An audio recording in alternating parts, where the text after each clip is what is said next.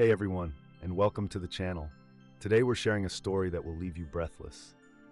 I died and met Jesus. 7 signs God is exposing a narcissist in your life. This isn't just an incredible near-death experience.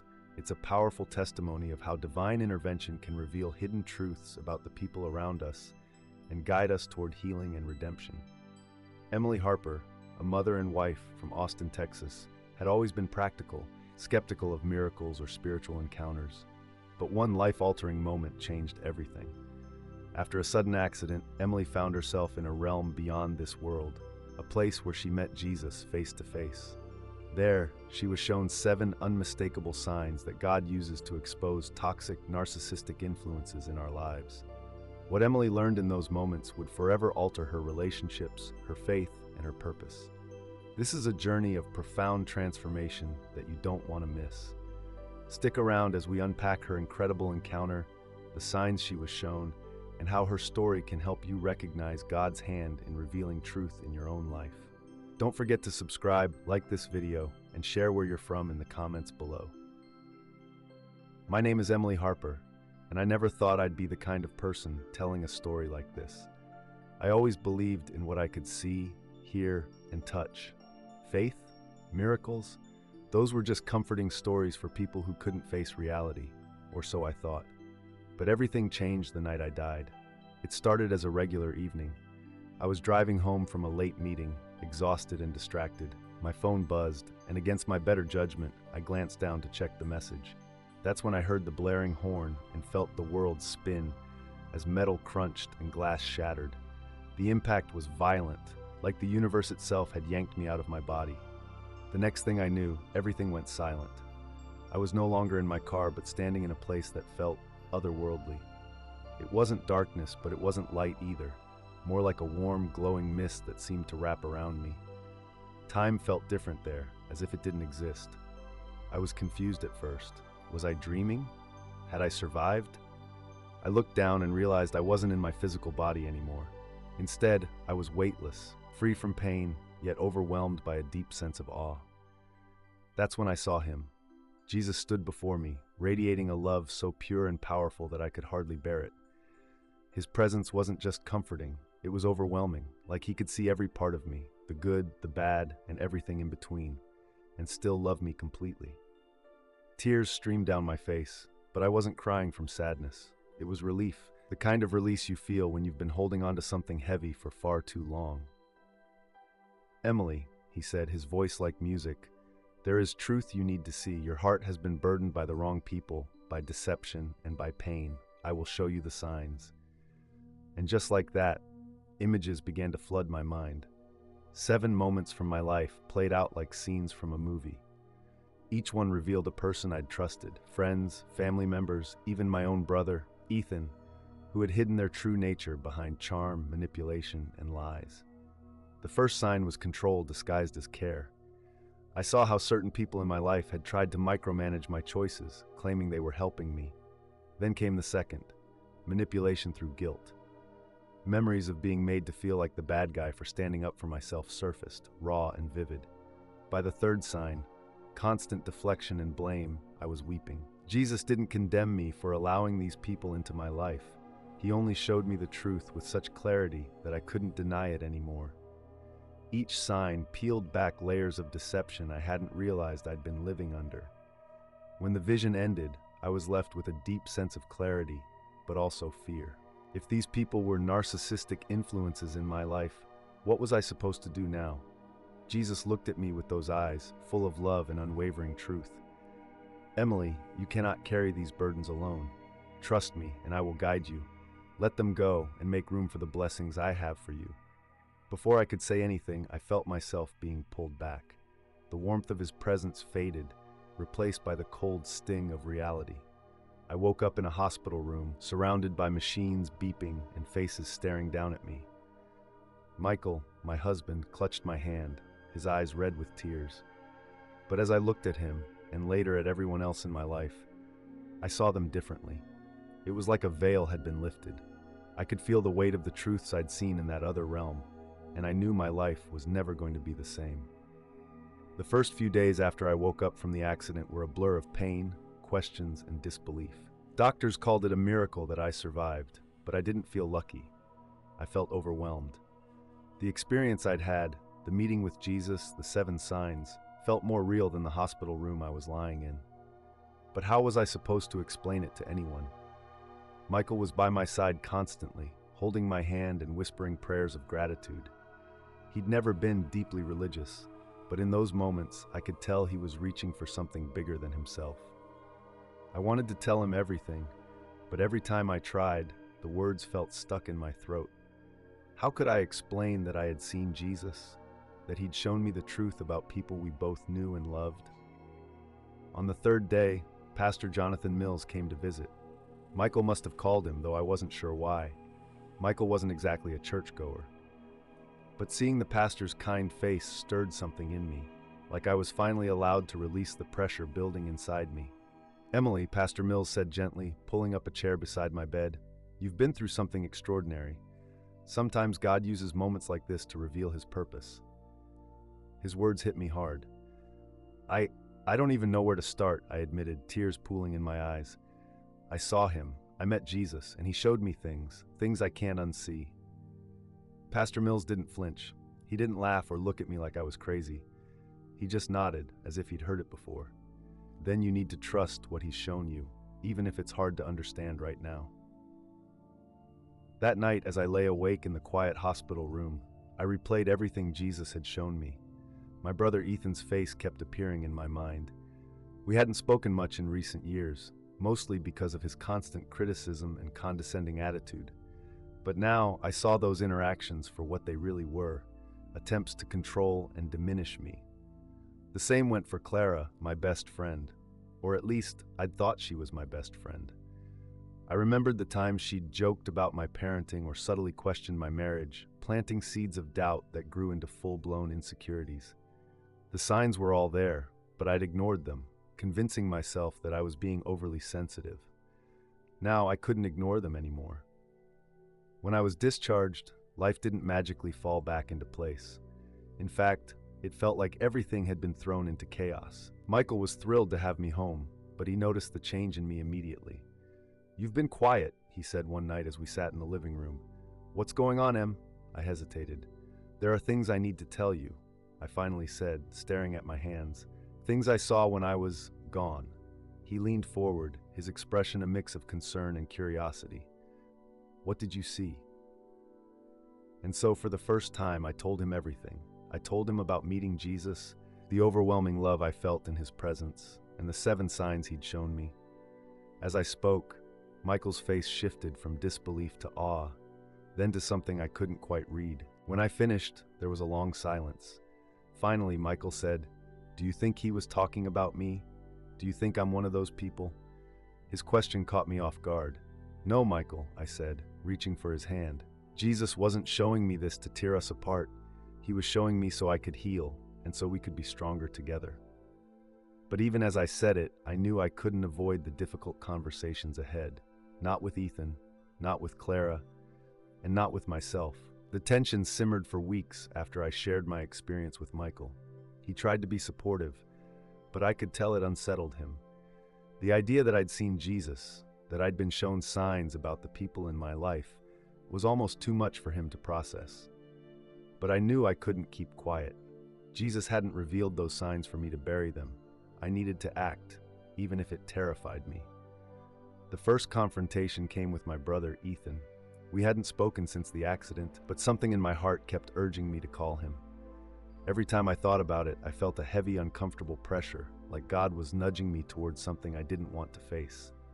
Finally, late one evening, I picked up the phone and dialed his number. "Emily?" His voice was cautious, almost surprised.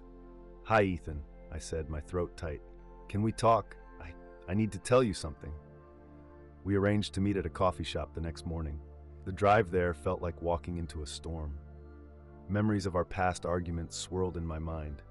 Ethan belittling my choices, dismissing my feelings, always acting like he knew better. But this time, I wasn't going to let fear stop me. When he arrived, I barely recognized him. He looked tired, older somehow, as if the years had weighed on him more heavily than I realized. We exchanged awkward pleasantries before I blurted out, "Ethan, I had a near-death experience, and I saw things about you." His eyebrows shot up. "What do you mean, saw things?" I took a deep breath and explained everything. The accident, meeting Jesus, the 7 signs. I told him how one of those signs, control disguised as care, had brought up memories of him, memories I could no longer ignore. "You've always tried to control me, Ethan," I said, my voice trembling. "You called it looking out for me, but it wasn't. It made me feel small, like I wasn't capable of making my own decisions." For a moment, he just stared at me. Then he laughed, a bitter sound that cut through the air. "You're blaming me for your problems now? Is that what this is?" "No, Ethan," I said firmly, meeting his eyes. "This isn't about blame. It's about truth. I'm telling you this because I love you and I can't carry this weight anymore." The conversation didn't end the way I hoped. Ethan stormed out, leaving me sitting alone with tears streaming down my face. But even in the pain of his rejection, I felt a strange sense of peace. For the first time, I had spoken my truth, and I knew Jesus was with me. The second major revelation came during a church service a few weeks later. Michael and I had started attending regularly after the accident, something we hadn't done in years. That Sunday, Pastor Mills delivered a sermon about forgiveness and discernment. "Sometimes," he said, his voice steady, "God removes people from our lives to protect us. Other times, he asks us to forgive, even when it feels impossible. The key is listening to his guidance and trusting that he knows what's best for you." His words felt like they were directed straight at me. I realized that while I had confronted Ethan, I hadn't forgiven him. My heart was still full of anger and hurt. That bitterness was holding me back from fully embracing the peace Jesus had offered me. After the service, I stayed behind and prayed alone in the sanctuary. "Jesus," I whispered, "I don't know how to let go of this pain. Please, show me how." And then it happened. As I sat there in silence, a memory surfaced, one I hadn't thought about in years. I was 10 years old, and Ethan, 5 years older, had defended me from a group of kids who were bullying me at school. I remembered the way he'd stood up for me, how he'd told me afterward, "I'll always protect you, Em." That memory broke something inside me. For the first time, I saw Ethan not just as the controlling, critical brother he'd become, but as the boy who had once loved me fiercely. Tears streamed down my face as I whispered, "I forgive you, Ethan. I forgive you." The final twist came later that evening when my phone buzzed with a text message from Clara. "Hey, can we talk?" it read. My stomach dropped. Clara hadn't reached out since the accident, and part of me wondered if she'd realized I'd seen through her manipulative behavior. Still, I knew I couldn't avoid her forever. We met for coffee the next day, and to my surprise, Clara was uncharacteristically quiet. Finally, she said, "I've been thinking a lot since your accident. I wasn't a good friend to you, Emily. I was jealous of your life, your family. I said things I shouldn't have." Her honesty floored me. It was the first time Clara had ever admitted fault. I felt the urge to lash out, to list every hurtful thing she'd ever done, but instead I remembered the pastor's sermon. "Thank you for saying that," I said softly. "I forgive you." These revelations were the beginning of a new chapter in my life, a chapter where truth, forgiveness, and faith guided my relationships. But I knew the journey was far from over. The days following my conversations with Ethan and Clara were a whirlwind of emotions. Ethan's anger had left me reeling, but Clara's unexpected confession gave me hope that reconciliation was possible. Still, the weight of these revelations and the 7 signs Jesus had shown me pressed on my heart. Michael was the first to notice the toll it was taking. "You're quieter than usual," he said one evening as we sat on the porch watching the sun dip below the horizon. "I mean, I get it, you've been through a lot, but it feels like you're carrying something heavier than what you've told me." I sighed, staring out at the fading light. "I feel like everything is changing," I admitted. "The accident, the signs, the things I've seen in the people around me. It's like God is stripping away all the illusions I've been living with, and I don't know who I am without them." Michael reached for my hand, his grip firm yet comforting. "You're Emily, my wife, the mother of our kids, and whatever God's doing in your life, I'm here for it, even if I don't completely understand." His words were a lifeline, a reminder that I wasn't walking this journey alone. The next major adjustment came with Ethan. I hadn't heard from him since our confrontation at the coffee shop, and I wasn't sure if I should reach out again. But then, one evening, my phone rang. Seeing his name on the screen sent a jolt of anxiety through me. "Hello?" I answered hesitantly. There was a pause before Ethan spoke. "Emily, I've been thinking about what you said, and you were right." I blinked, not sure I'd heard him correctly. "What?" "I've always tried to control you," he admitted, his voice strained. I told myself it was because I cared, but the truth is, it was about me, about my need to feel important, to feel like I was the one holding everything together. "I'm sorry, Emily. I didn't realize how much I was hurting you." His apology caught me completely off guard. For so long, I had braced myself for his criticism, his defensiveness. But now, I could hear the vulnerability in his voice, the same vulnerability I had seen in my vision of Jesus. "I forgive you, Ethan," I said, my voice thick with emotion, "and I hope we can move forward together." Clara's adjustment was slower, more tentative. After our initial conversation, she began texting me regularly, checking in and asking how I was doing. At first, I wasn't sure how to respond. Could I really trust her after years of manipulation and subtle put-downs? But as the weeks went by, her actions began to match her words. One afternoon, she stopped by unannounced with a basket of homemade muffins. "I know this doesn't make up for everything," she said, standing awkwardly on my porch. "But I'm trying to be better, Emily. I want to be the friend you deserve." I could see the sincerity in her eyes, and for the first time in a long time, I felt hope for our friendship. The hardest adjustment, however, was within myself. Jesus hadn't just shown me the flaws in others, he had also revealed the ways I had allowed those flaws to define me. I had let Ethan's control make me doubt my own strength. I had let Clara's manipulations make me question my worth, and I had spent years seeking validation from people who couldn't give it to me. Now I was learning to find that validation in God.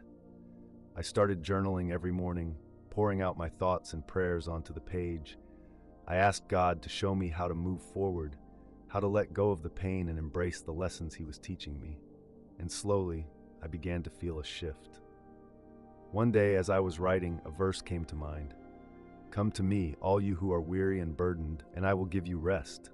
Matthew 11:28. Those words felt like a balm for my soul. I realized that I didn't have to carry the weight of these revelations alone. As my relationships began to heal, so did I. Ethan and I started talking regularly, rebuilding the sibling bond we had lost over the years. Clara and I took things one step at a time, focusing on honesty and mutual support. And with Michael by my side, I felt more grounded than I had in years. But even as life found a new rhythm, I knew there were deeper challenges ahead. The journey Jesus had set me on was far from over, and the next steps would test my faith in ways I couldn't yet imagine. Life found a fragile balance in the aftermath of my revelations. My relationships with Ethan and Clara were slowly healing, but I couldn't ignore the sense that the 7 signs Jesus had shown me were just the beginning. His message wasn't just about exposing the narcissistic behaviors around me. It was about confronting the brokenness in my life and learning to navigate it with grace and truth. The first challenge came from Michael. Late one evening, as we were sitting on the porch, he broke the silence with a heavy sigh. "Emily, there's something I need to talk to you about." His voice had a weight that made my stomach churn. "It's work," he continued. "They're pressuring me to approve a deal. On the surface, it looks legitimate, but there's a lot happening under the table. If I sign off, I'll secure a big promotion, money we could really use. But if I don't..." His words trailed off, but the implication was clear. I felt a knot form in my chest. Michael had always been our rock, our provider. The idea of losing his job was terrifying, but I also knew what this choice meant for him. "Michael," I said carefully, "you've always taught me to stand by my principles, even when it's hard. Whatever you decide, I'll support you, but I know you'll feel better doing what's right." He nodded, but the lines on his face deepened. It wasn't the resolution he'd hoped for, but it was the one he needed to hear. The next challenge came with Clara. Our friendship was mending, but old patterns die hard. One afternoon, we were catching up over coffee when she began comparing her life to mine in subtle but unmistakable ways. "You're lucky Michael has such a stable job," she said, her tone light but edged. Sometimes I wish Tom was more like that, so driven, so reliable. Her words stung, not because they were true, but because they hinted at the competition that had always marred our relationship. I felt the old temptation to let it slide, to avoid conflict, but the clarity Jesus had given me wouldn't let me ignore it. "Clara," I said gently, "I really value our friendship, and I don't want comparisons to get in the way. I think we're both trying our best in different circumstances, and that's okay." She blinked, startled, but after a moment, her expression softened. "You're right," she admitted. "I guess I still have some work to do." It was a small step, but it felt monumental, a sign that the boundaries I was setting were making space for something healthier. The final challenge came from someone I hadn't expected, Ethan's wife, Sarah. Ethan and I were rebuilding our sibling bond, but Sarah remained distant. She was polite but guarded, and I couldn't shake the feeling that she resented me. One day, Ethan asked if I could watch their 3-year-old son, Caleb, while he and Sarah attended an event. I agreed, eager to spend time with my nephew. But when Sarah arrived to drop him off, the tension was palpable. "Thank you for doing this," she said, her voice tight. "Ethan really appreciates it." "I'm happy to help," I replied with a smile. She hesitated, then blurted out, "Emily, I know Ethan wants us to get along, but I'm not there yet. You hurt him a lot over the years, and that's hard for me to forget." Her honesty stunned me. For a moment, I wanted to defend myself, to explain that Ethan wasn't blameless either. But as her words settled, I realized she was protecting someone she loved, just as I would have in her shoes. "You're right," I said softly. "Ethan and I have both made mistakes, and I'm trying to make things right. I hope in time you'll see that." She nodded, not entirely convinced, but willing to leave the door open. These challenges tested me in ways I hadn't anticipated. They forced me to confront the flaws in others with patience and humility, and to examine my own heart in the process. But through it all, I felt Jesus guiding me, reminding me that this journey was about more than exposing the brokenness. It was about finding grace in the midst of it. As the days turned into weeks, the challenges in my relationships became more intricate. Each situation forced me to confront not only the flaws in others, but also the unresolved struggles within myself. The lessons Jesus had revealed were clear, but living them out was proving to be much harder. The first moment of complexity arose with Michael. After much prayer and thought, he had decided to reject the shady deal his company was pushing. While I admired his courage, the fallout was immediate. His supervisor was furious, subtly threatening his position. The tension at home became palpable as Michael grappled with feelings of failure and fear. One evening, as we sat together in the living room, he broke the silence. "Emily, I keep asking myself if I made the right decision. What if I've jeopardized everything? For us, for the kids?" I reached for his hand, feeling the weight of his doubt. "Michael, you made the decision with integrity. That's what matters. God wouldn't have led you to this point without a purpose. We'll get through this together." Though he nodded, I could see the turmoil in his eyes. It was a reminder that trust in God's plan often came with lingering uncertainty, even when we knew it was the right path. The second moment came during a family gathering with Ethan and Sarah.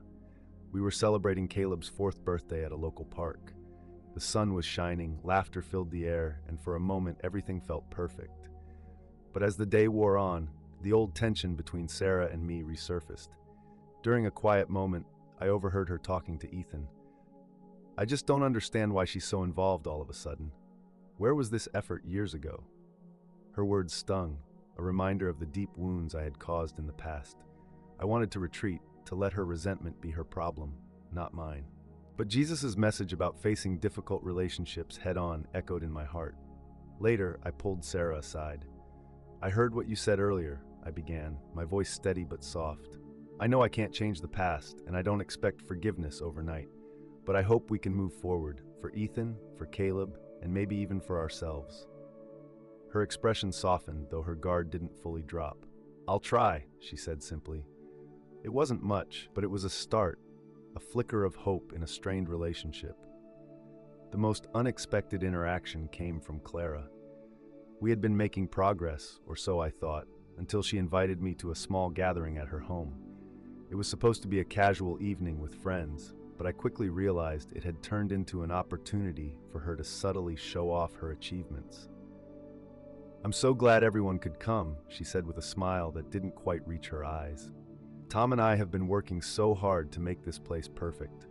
It's amazing what you can accomplish with a little effort." Her words weren't overtly cruel, but they were laced with the old need to one-up everyone, including me. For the first time, though, I didn't feel anger or frustration. Instead, I felt a deep sadness for her. Clara was still trapped in a cycle of comparison, unable to see her worth beyond material success.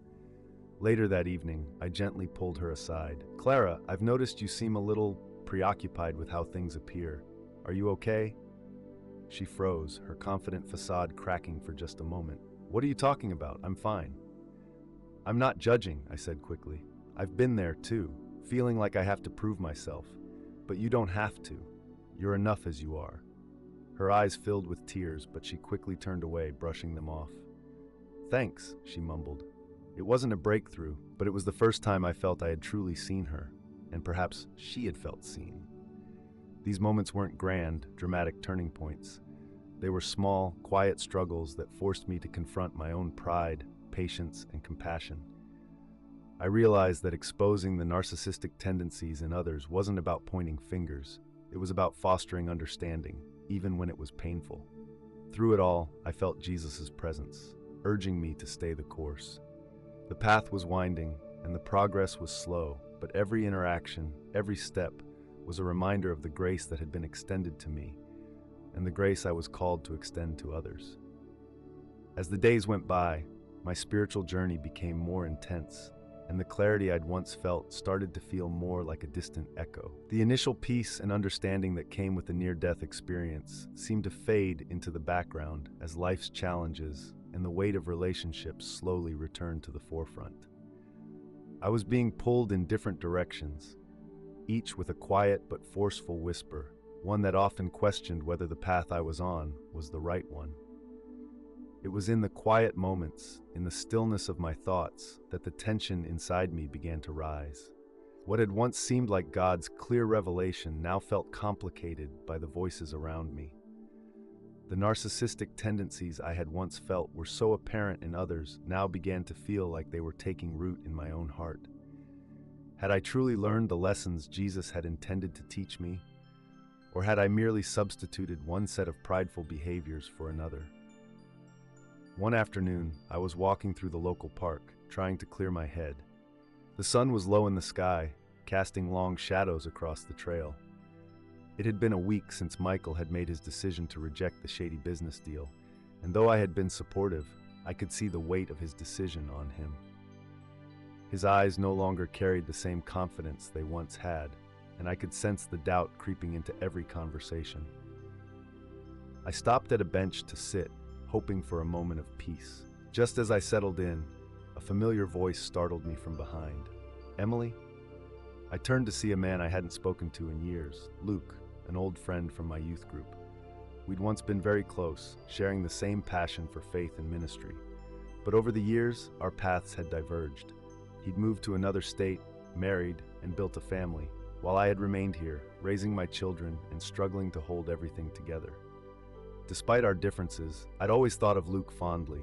"Luke, it's so good to see you," I said, standing up to give him a warm hug. "You too," he said, returning the hug but quickly pulling back as if the moment felt too awkward.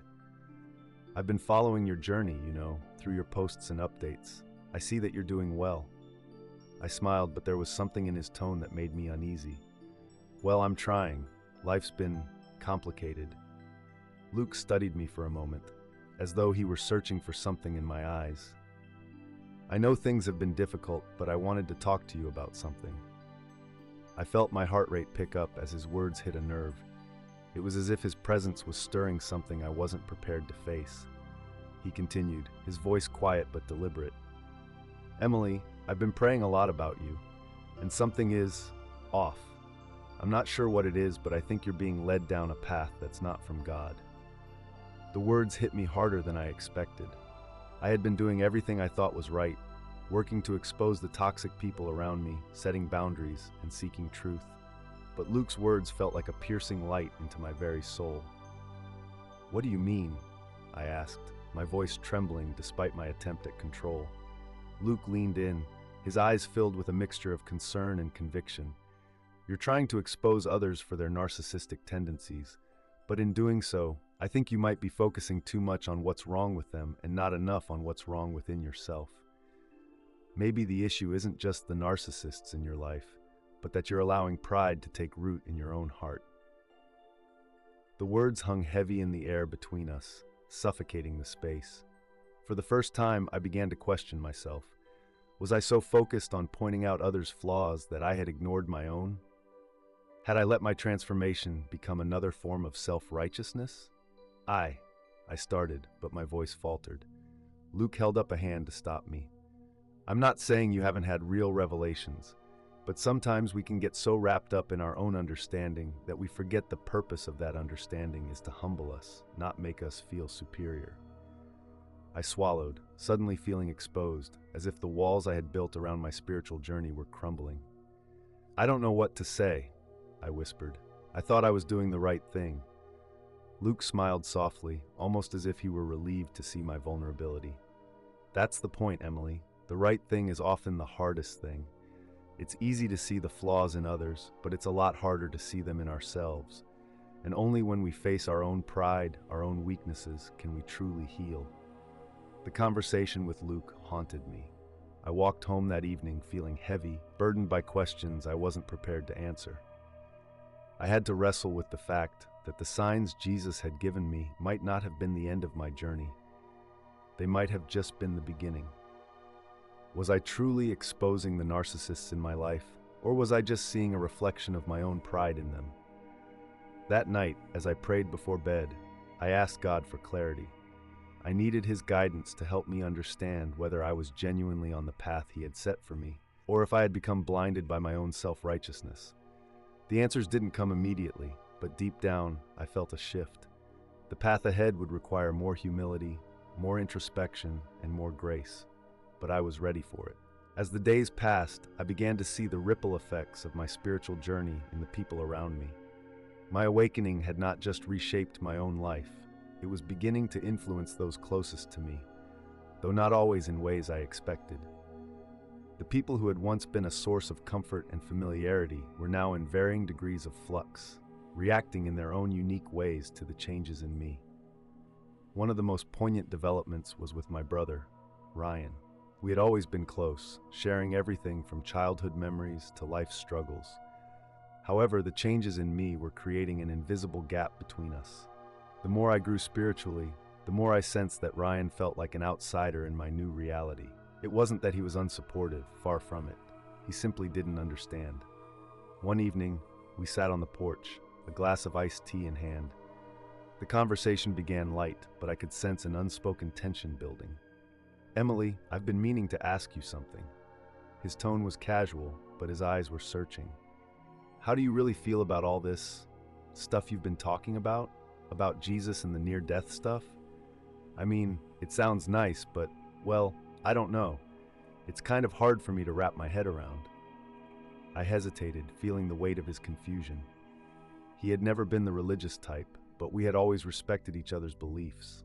However, it seemed like this was different. His skepticism felt sharper now, almost like he was testing the limits of my newfound faith. "I get it, Ryan," I said softly, putting my tea down. "It's hard to understand when you haven't had the same experience, but I'm not trying to force anything on you. All I can share is what I've experienced and how it's changed my life." Ryan leaned back in his chair, looking at the sky, his brows furrowed in thought. "I'm not trying to say it's all fake. It's just that you used to be different, you know? More grounded. This whole thing with your beliefs, it's like you're a different person now. I don't want you to lose yourself in all this." His words stung, but I realized they came from a place of care. He was scared for me, scared of what this new path might mean for the person I had always been. "I'm still me," I replied, my voice steady. I'm becoming more of who I'm meant to be. That's all." The conversation didn't resolve anything that night, but it did open the door for more honest exchanges. Ryan wasn't ready to embrace what I had found, but his willingness to talk meant a lot. It was clear that my transformation wasn't just affecting me, It was affecting my relationships in ways I hadn't anticipated. Meanwhile, Michael's internal struggle deepened. The rejection he had faced at work was becoming harder to ignore. His once steady faith had begun to waver as the pressure mounted. One night, after another long day of work, he sat on the edge of our bed, his head in his hands. "I don't know if I can do this anymore, Emily," he confessed. "Every day feels like I'm walking a tightrope. I thought I was doing the right thing, but now I'm questioning everything. Did I make the right decision? Did I follow God's voice, or was it my own pride that led me to this?" I sat down beside him, my hand on his back. The words I had once said to him came back to me now, words of reassurance, of faith that we were doing what was right. But seeing him so broken, I realized I too was struggling with doubt. "You're not alone in this, Michael," I said, my voice firm despite the uncertainty I felt inside. "God never promised that the right path would be easy, but He's with us in this, and I believe that we'll be okay, no matter how hard it gets." It was clear to me now that this journey wasn't just about the personal revelations I had received. It was about how those revelations impacted everyone around me. My choices, my growth, my newfound faith were challenging my relationships in ways I hadn't expected. But they were also pushing everyone to grow in their own ways, to question, to understand, and to ultimately seek the truth for themselves. Through it all, I learned that faith isn't just a personal journey, it's a shared experience. My struggles were interconnected with those I loved, and as my spiritual growth continued, it was opening the door for others to question, to heal, and perhaps to find their own path. As the weeks turned into months, the tension around me only grew. The internal conflicts I'd been grappling with, the doubts about my spiritual path, the subtle, nagging fears of self-righteousness, were reaching a boiling point. But it wasn't just me who was struggling. The people I cared about most were also feeling the effects of my transformation, and the cracks in our relationships were becoming more noticeable. One night, after yet another argument with Michael over a minor issue, something about the kids, school activities, I found myself sitting alone in the dark, staring out the window, feeling utterly exhausted. The peace I had once felt was now clouded by the weight of choices that didn't seem so clear anymore. I had been so sure that I was doing the right thing, exposing narcissistic behavior and setting boundaries in the name of personal growth. But the more I focused on right and wrong, the more I began to wonder if I was missing the point. Just as I was about to close my eyes and retreat to bed, my phone buzzed. It was a message from Luke, the old friend who had sparked so many of my recent doubts. I had avoided responding to him after our conversation in the park, not ready to face the questions he'd raised. But now, his message was waiting for me. "Emily, I've been praying about you a lot lately. God has been speaking to me about something you need to hear. It's time to let go of the past. Stop fighting your battles on your own. You're carrying burdens that aren't meant for you to carry. It's time to forgive and let go." The words struck me like a thunderclap. I had been so focused on pointing out the faults in others, on exposing the narcissists in my life, that I had neglected the most important thing: forgiveness. I had been clinging to the wounds of the past, unwilling to let go of the anger and resentment that had built up over the years. But Luke was right. I was carrying burdens I wasn't meant to carry. I had been so focused on what others had done wrong that I hadn't taken a hard look at what I had allowed to fester in my own heart. That night, as I lay in bed beside Michael, I knew that something had to change. My spiritual journey had reached a critical turning point, and it was time to decide whether I would continue on the path of judgment and separation, or if I would choose the path of reconciliation and grace. The next morning, I woke up early, feeling an unfamiliar sense of urgency in my heart. I needed to make a decision, not just about my relationship with Michael, but about how I was going to approach the people in my life. Was I willing to forgive those who had hurt me? Was I ready to let go of the judgment I had been holding on to for so long? I could feel God's presence in that quiet moment, as though He were whispering, urging me to let go of my pride and self-righteousness. He wasn't asking me to condone bad behavior, but He was asking me to choose love over resentment, healing over bitterness. It was a moment of reckoning. I knew that the decision I made in that moment would affect not just my spiritual growth, but the future of my relationships. The choice was clear, but it wasn't easy. It would require me to humble myself, to admit that I had been wrong in my approach, and to embrace the power of forgiveness. The weight of the decision I had to make felt unbearable. Every moment of hesitation felt like I was prolonging the inevitable, but I knew deep down that I couldn't continue on this path of division and judgment. It wasn't just affecting me, it was affecting my family, my friends, and the community I once felt so connected to. I had always thought that exposing the narcissism around me and drawing boundaries was the key to protecting myself, but now I saw it for what it truly was, a shield that had isolated me, keeping me from the deeper healing I so desperately needed. It was time to confront the source of this bitterness. Michael and I had been avoiding the conversation about our future, both of us silently stewing in our own thoughts. But one evening after dinner, the silence finally broke. I looked at him, my heart heavy, and I knew the moment had come. "Michael," I said, my voice shaking slightly, "I think I've been holding on to something that's making us both miserable." He raised an eyebrow, clearly surprised by the sudden vulnerability. "What do you mean?" I paused, gathering my thoughts. I've been so focused on setting boundaries with others, on identifying narcissistic behaviors, that I've neglected the most important thing, forgiveness. I've been letting my hurt dictate my decisions, and it's keeping us apart. His face softened, a mix of relief and confusion crossing his features. "Emily, I've felt that too. I've been scared to say anything because I didn't want to make things worse, but I've felt this wall between us. I don't know how we got here, but it's like we're both living in this constant state of tension." The conversation that followed wasn't easy. We both admitted that we had been using the conflict with others as a distraction from our own unresolved issues. I had been so fixated on pointing out the flaws in others that I had neglected to see how my own actions, my own pride and self-righteousness, had contributed to our distance. Michael admitted that he too had been struggling, unsure how to be the support I needed when I seemed so distant. "I've tried to understand you," he said, "but it feels like you've changed so much. I don't know how to help you if you keep pushing me away." The words hit me hard. I had been pushing him away, not out of malice, but out of fear.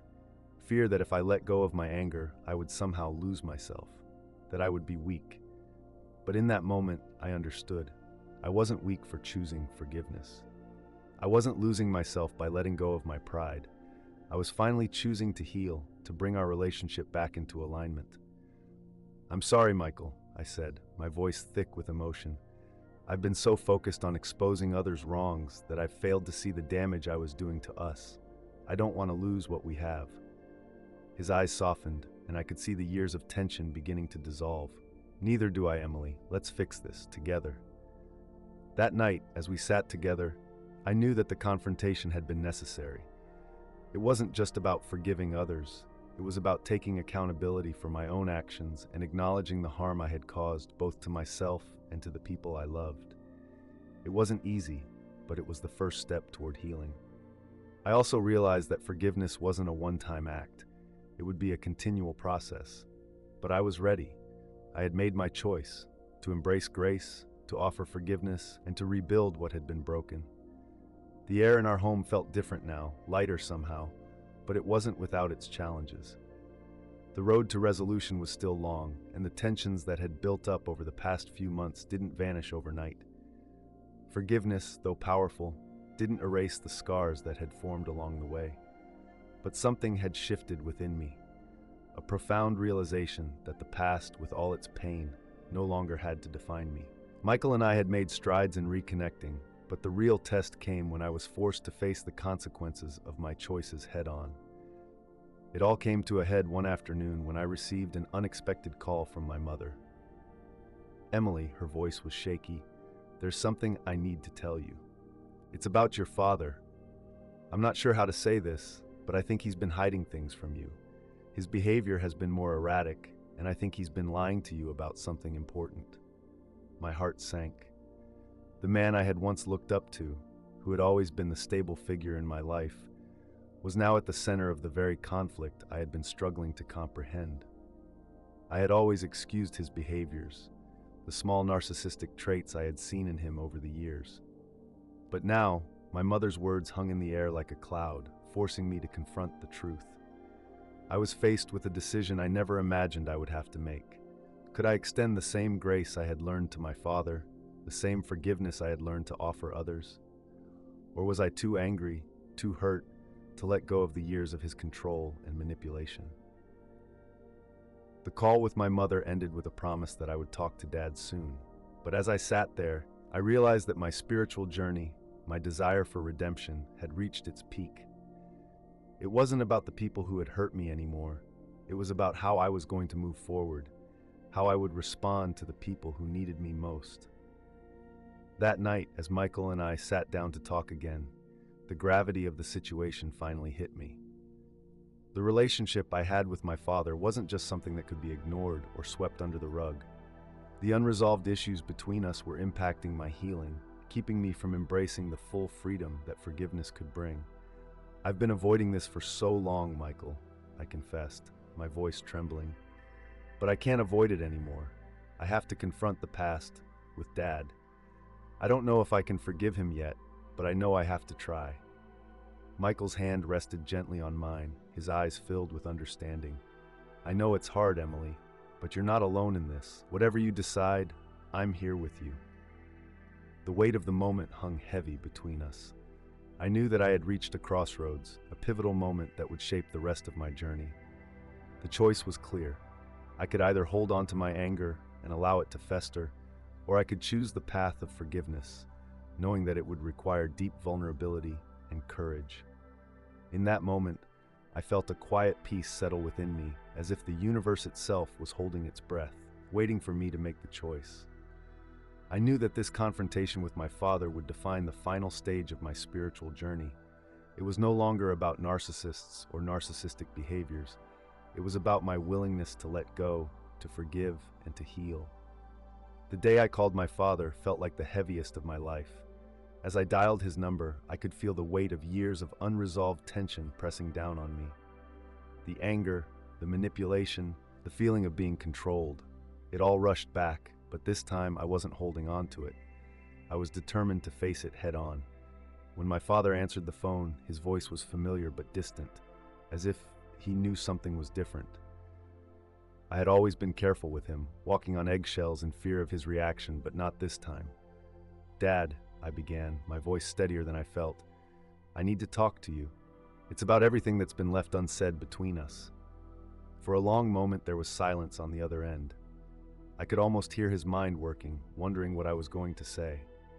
And then quietly he responded, "What's on your mind?" I took a deep breath, and with it I felt something shift within me, a surge of calm that was entirely new. The rage that had always been there seemed to melt away as I spoke, as if I were no longer chained to it. "Dad, I've been carrying so much pain for years. I've been holding on to all of the times you hurt me, all the ways you made me feel small. But I've realized something. It's time for me to let it go. I can't keep holding this anger. I need to forgive you." The words were strange coming from my mouth, but they felt like truth. For the first time in my life, I wasn't seeking justice or validation. I was simply seeking peace. There was a long pause. I couldn't tell if he was in shock or processing what I had said. Finally, he spoke, but his voice wasn't the stern, commanding tone I was used to. There was vulnerability there, something I hadn't heard in years. "I didn't know you felt that way, Emily. I'm sorry for the pain I've caused you. I never meant to hurt you. I was just lost. And I didn't know how to be there for you the way you needed." The weight in my chest loosened with every word he said. For the first time, I felt that the walls that had been built between us were starting to crumble. The anger that had festered in me for so long wasn't about him anymore. It was about me, about my inability to forgive and let go. "I know, Dad. I know," I said, my voice thick with emotion, "and I forgive you." There was a brief silence, but it wasn't uncomfortable. It was peaceful. And in that moment, I realized that forgiveness wasn't just about letting go of the past. It was about releasing the hold the past had on me. I felt lighter. I felt free. We ended the conversation with a promise to try again, to rebuild the relationship that had been lost. It wasn't going to be easy, and I knew that forgiveness didn't mean erasing everything that had happened. But it was the beginning of healing, not just for me, but for my father as well. That night, as I lay in bed beside Michael, I realized that the journey I had been on had reached its final, most important breakthrough. I had discovered the true meaning of grace, not just as an abstract concept, but as something that could transform my life and my relationships. And in that moment, I felt a deep peace that had been absent for so long. The battle I had fought, against my anger, against my fears, against my own pride, was finally over. I had chosen to embrace forgiveness, and in doing so, I had been set free. As I look back on everything that has unfolded, it feels almost surreal.